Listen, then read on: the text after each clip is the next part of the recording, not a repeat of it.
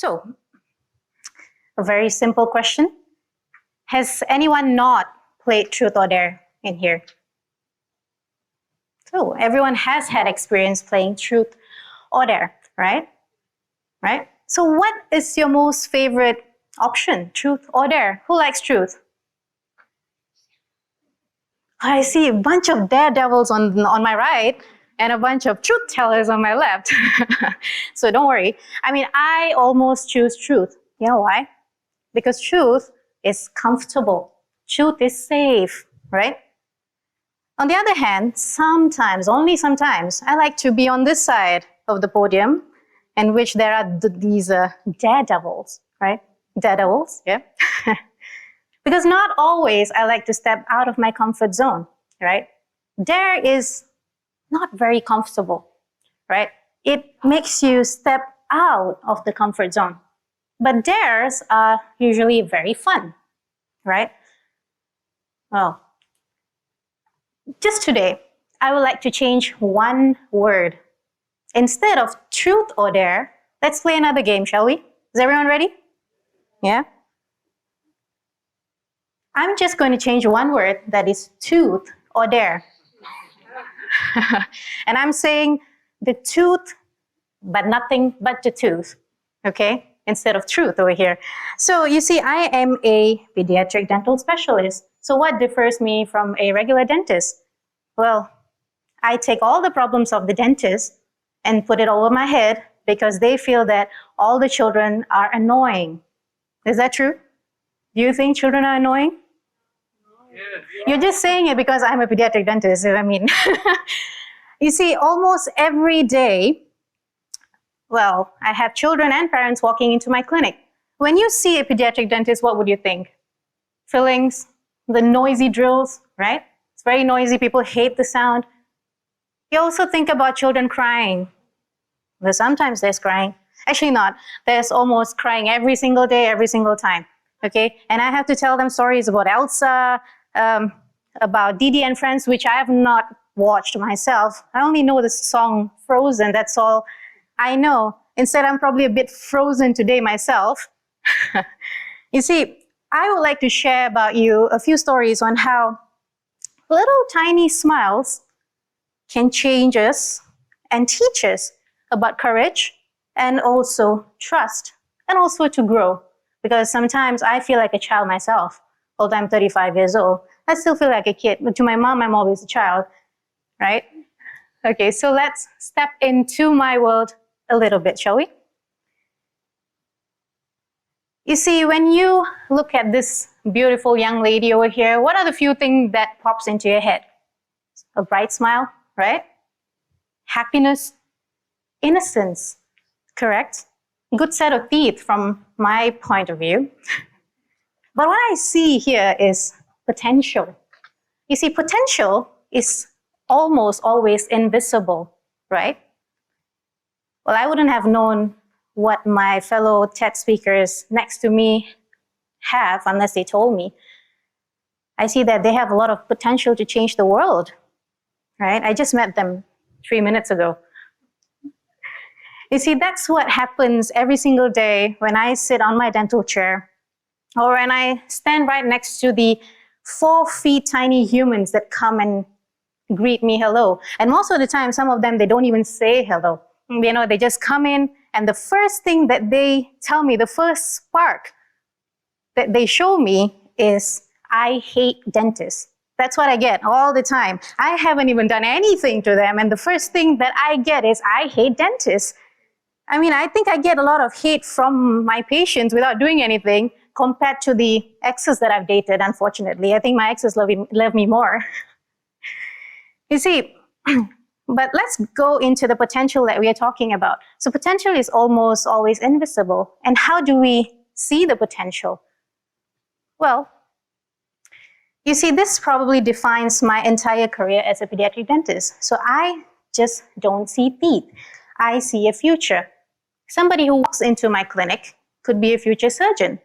Somebody who screams at me saying that, "Doctor, I hate you," could possibly be the person who built this entire school.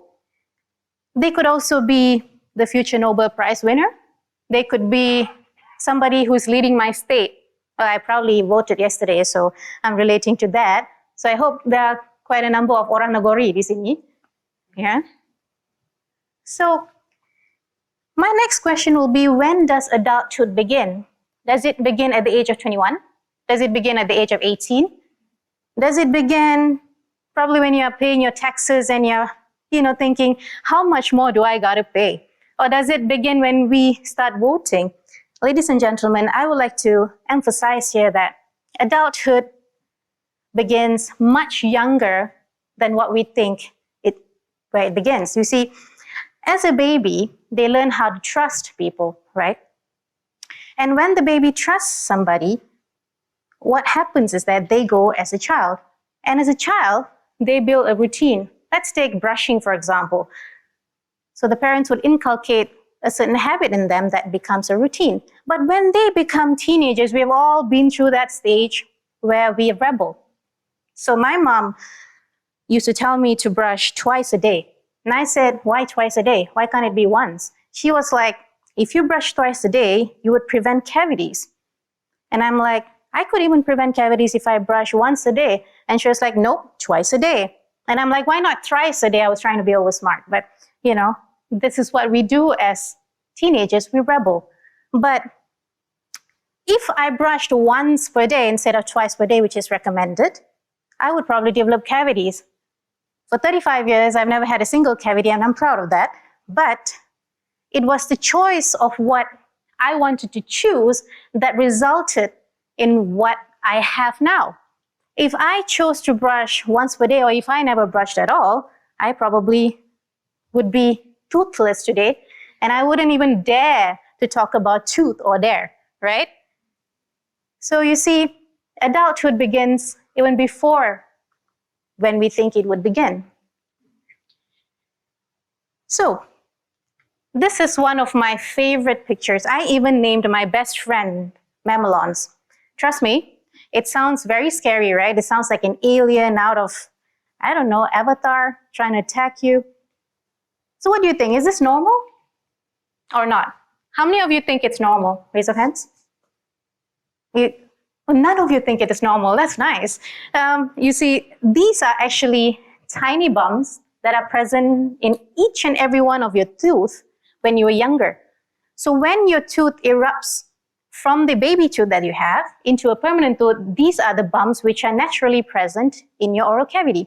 And this is what we call as mamelons, and they're completely normal.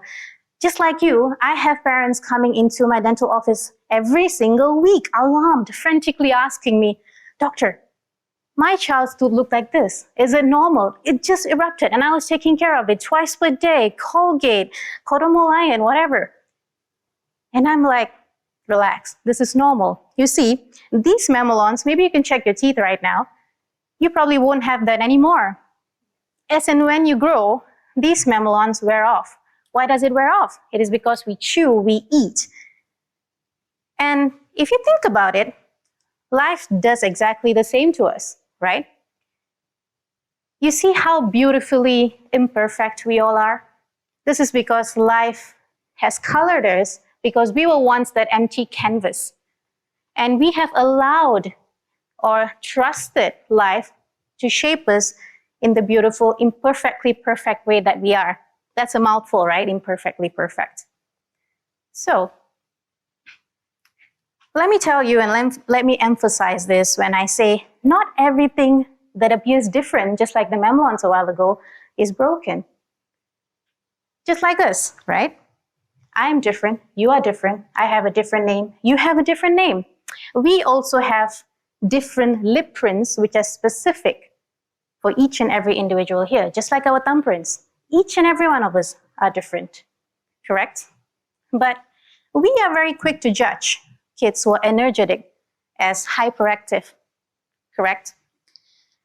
We also have curious kids. Probably there might be some kids over here thinking, what is TEDx? What are we doing here? But we are quick to judge them as annoying. And I was this kid once upon a time. Probably Prashant knows that I was a very quiet person once upon a time. And there was one person who came over to my house, and he was so judgmental, You know what he told me? No, he didn't tell me. He actually told my father. He said, she will never make it on the stage because she's too quiet. Yeah, right, uncle. I never made it on stage, right? So I was labeled antisocial, and trust me, that affected me more than anyone would know. I became a school debater. I was a public speaker. So I was terrified of what other people would think of me when I was on stage. So you see how much that affected me as a child? It would affect the other children too, right? So whenever we are different, we are assumed to be wrong because we don't fit in your tailor-made normal. Am I right? So instead of asking a child whenever you see them the next time, instead of asking what is wrong with them, why don't we just ask, what does the child want from me? Maybe then we could introduce some element of empathy into our lives. That changes us into a different human being. We are also teaching the child to be empathetic in the future. Because always remember, children, they remember more than we think they do. You see, Maya Angelou once said, people don't remember the things that we do for them. People don't remember the things that they saw, but people remember how we made them feel. And if we inculcate that small element of empathy and sympathy, could you realize what difference we are making to the world?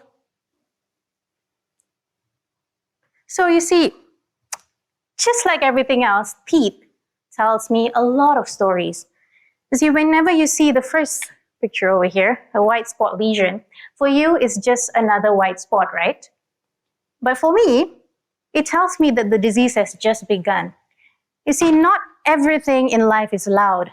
Some things begin very quietly. Mental illnesses, anxiety, panic attacks, right? It is almost very silent. And you don't realize it until things are too loud and too late. I've lost many friends due to mental illness, unfortunately.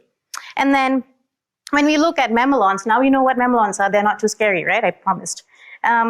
They tell me that the child has entered a new phase of life.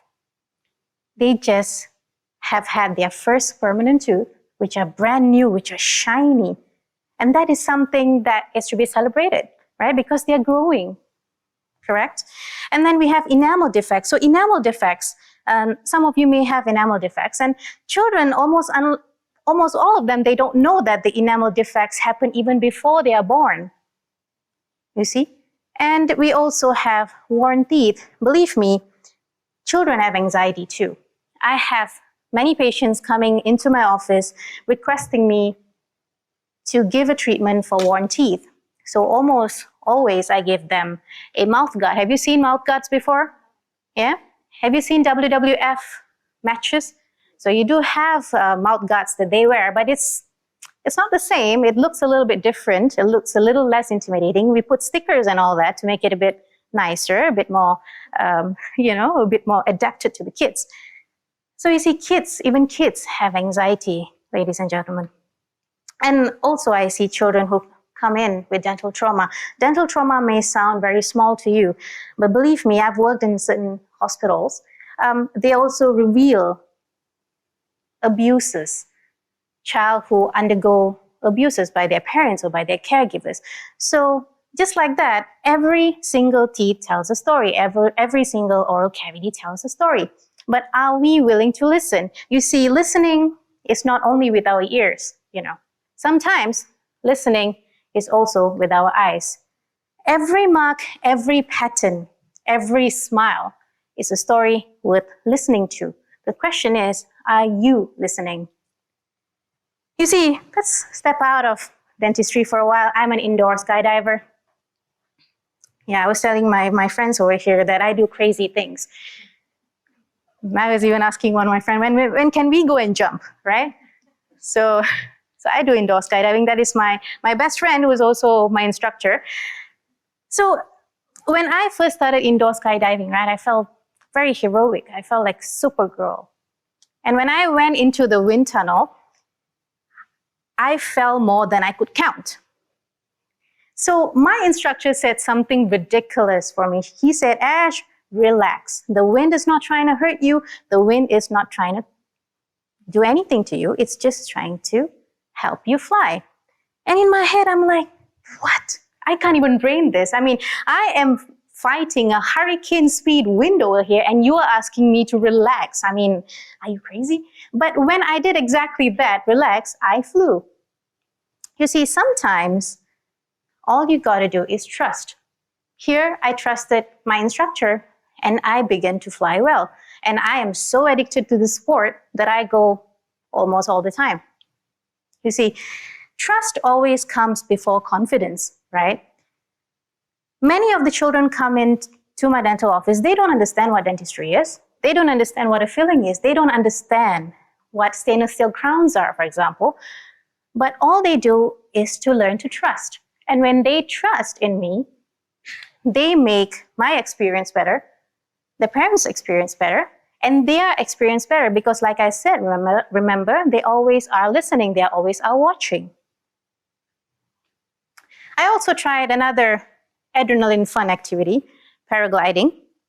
So this was the day I decided that, Ash, this was how I was going to die, right?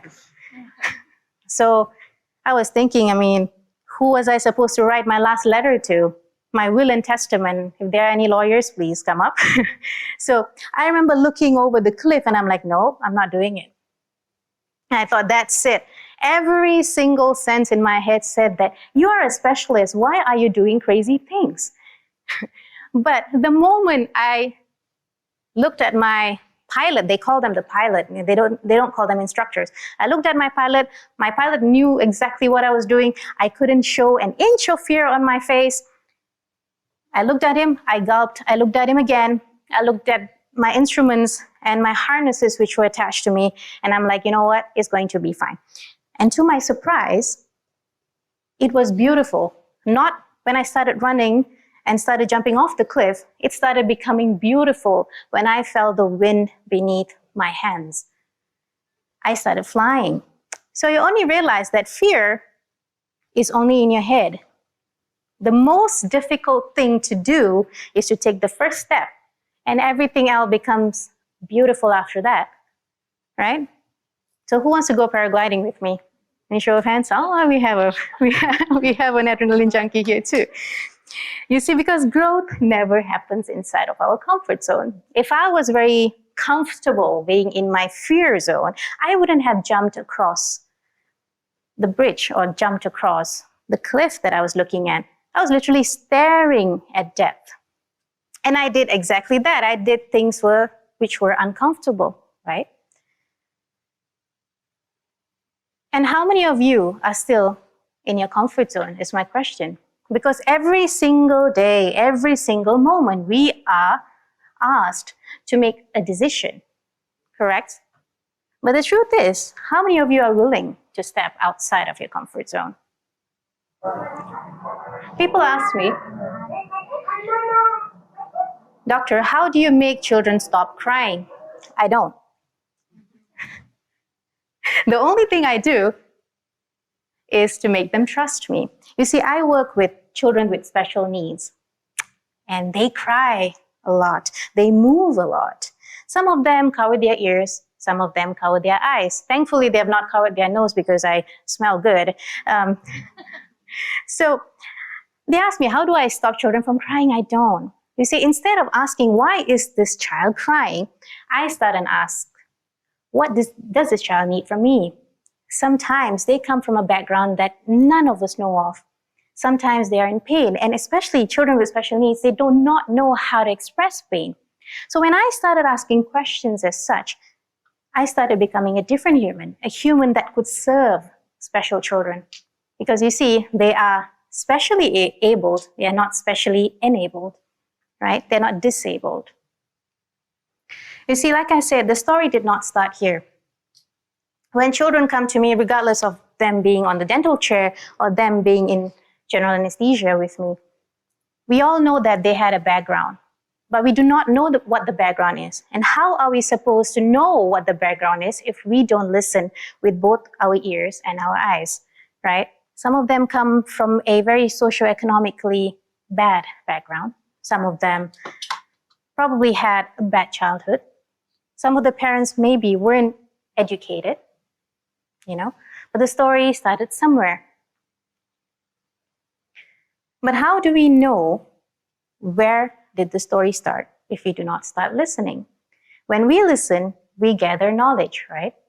And this knowledge enables us to make brighter choices. And these choices eventually would make us have a habit. These habits build a character. And that character, dear ladies and gentlemen, shapes the future. Imagine your school days. Remember you had a friend who sat next to you. You see, I had a friend, more of a crush. That's why I had my first spark. Okay, so this guy is a very handsome Malay gentleman with a mole above his lips. I still remember him. I can't say his name, unfortunately. So I wanted to impress him, okay? So I started playing the recorder. We had those music lessons in which we were forced to learn our recorder because he was really good in that. And that's how I discovered that I had music talents. I was in Broadway Theatre Society Malaysia once upon a time. I'm too lazy to update that now. But imagine, or remember that little kid who sat next to you, he probably became a surgeon. He probably became a dentist. He probably became a teacher. He probably became the TEDx coordinator. Just like that, whenever you see a child next to you after this, think, who does this child, or what would this child potentially become? Because this child may become a future surgeon, a future pilot, teacher, a scientist, or better, someone's hero. You see, who actually brings up a child? It is not just the parent, but it's also us, the teacher, the parent, the passerby, and the healthcare professional. We do not realize the impact that we have on children. You see, a while ago I asked, when does adulthood begin? Adulthood begins when we start disciplining ourselves. And when we choose discipline over excuses, when we choose trust, when we choose courage over comfort, and we uptake our responsibility.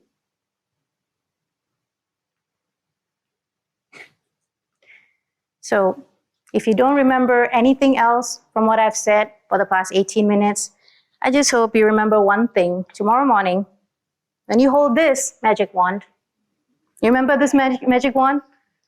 Remember that you're changing lives. If you like it or not, you're still changing lives. But one day, someone is going to write your story, right? What story are you going to write? So my question to you, ladies and gentlemen, once again, tooth or dare? Thank you.